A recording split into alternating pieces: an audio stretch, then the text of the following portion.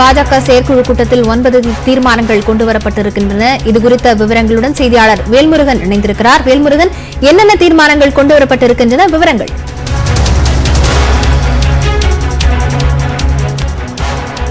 லாவண்யா, தொடர்ச்சியாக இன்று காலை 9:30 மணியிலிருந்து பாஜகவினுடைய செயற்குழு கூட்டமானது நடைபெற்று வருகிறது. இதுல முக்கியமாக 9 தீர்மானங்கள் கொண்டு வரப்பட்டிருக்கிறது. குறிப்பாக சமீபத்தில் சட்டமன்ற கூட்டத்தொடரில் ஆளுநருக்கு நடைபெற்ற அந்த நிகழ்வுகள் குறித்தெல்லாம் கண்டித்து இந்த தீர்மானமாக நிறைவேற்றப்பட்டிருக்கிறது. குறிப்பாக அது இரண்டாவது தீர்மானமாக தமிழக சட்டமன்றத்தில் அரசியல் சாசன வரம்பை மீறி ஆளுநருக்கு எதிராக சட்டமன்றத்தில் நடந்த அராஜகத்தை கண்டித்து தற்போது இந்த தீர்மானத்தை நிறைவேற்றப்பட்டிருக்கிறது. இதுல குறிப்பாக கடைசி வரியில தற்போது தமிழக முதலமைச்சர் இந்த விவகாரத்தில் மன்னிப்பு கேட்க வேண்டும் என்ற அடிப்படையில் இந்த தீர்மானமானது நிறைவேற்றப்பட்டிருக்கிறது. அதே போல தற்போது இந்த சேது சமுத்திர திட்டம் என்பது திமுகவுடைய நீண்டகால ஒரு கனவு திட்டமாக இருக்கிறது. தற்போது இந்த திட்டத்திற்கு மத்திய மாநில அரசுகள் இரண்டுமே தற்போது சேர்ந்து இந்த திட்டத்தை அமல்படுத்தக்கூடிய ஒரு சூழல் என்பது ஏற்பட்டிருக்கிறது.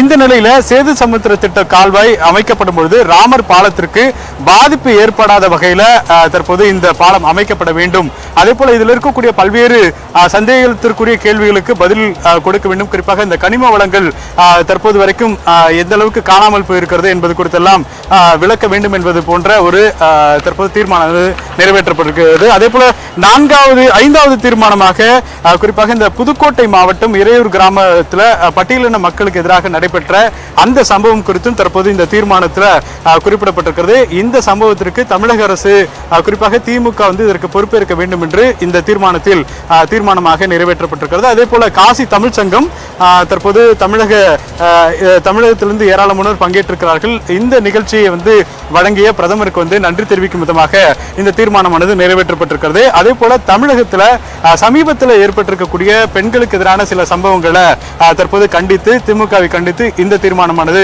நிறைவேற்றப்பட்டிருக்கிறது. இது போன்ற 9 தீர்மானங்களை தற்போது எடுத்திருக்கிறார்கள். அதே போல பாஜகவுடைய தேசிய தலைவராக JP நட்டா அடுத்த ஓராண்டிற்கு நீட்டிக்கப்பட்டிருக்கக்கூடிய இந்த விஷயத்தையும் பாராட்டி தொடர்ச்சியாக 9 தீர்மானங்கள் இன்றைய கூட்டத்தில் முடிவெடுத்திருக்கிறார்கள். குறிப்பாக ஆளுநருடைய விவகாரம், அதே போல சேது சமுத்திர திட்டத்திற்கு பயன்படுத்தும் பொழுது ராமர் பாலம் பாதிக்கப்படக்கூடாது உள்ளிட்ட பல விஷயங்கள் இன்றைய தினத்தில் இந்த தீர்மானங்களாக நிறைவேற்றப்பட்டிருக்கிறது.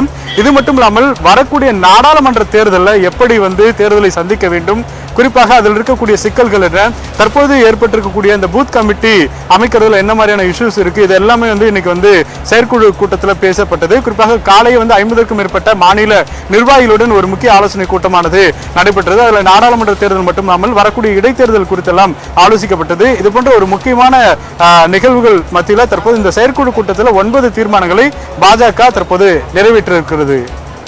லாவண்யா, தகவல்களுக்கு நன்றி வேல்முருகன்.